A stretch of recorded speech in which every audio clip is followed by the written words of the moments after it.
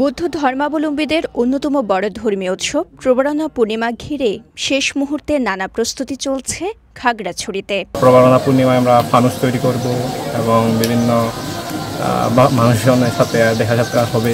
প্রবরণা দিন প্রতি বিহারে বিহারে ফানুস উড়ানো থাকে এবং রাতে সবাই হাজারবাতি প্রদীপ জ্বালানো এটা থাকে। উৎসবটি ঘিরে ধর্মপুর বিহার, অংডু বৌদ্ধ বিহার, সারিপুত্র পালিটুল কং, আর্যবন বিহার সহ জেলার প্রায় সবগুলো বিহারে প্রস্তুতি চলছে পুরোদমে।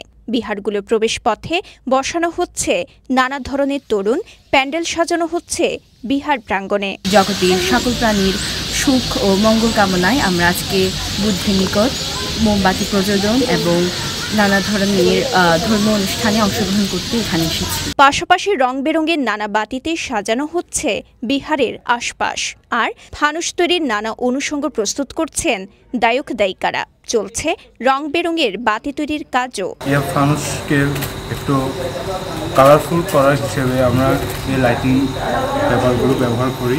গৌতম বুদ্ধের ৩ মাস বর্ষাবাসের শেষে প্রবরণা পূর্ণিমা উদযাপন করেন বৌদ্ধ ধর্মাবলম্বীরা। সেই হিসেবে আগামীকাল সোমবার উদযাপন করা হবে ধর্মীয় এই উৎসব।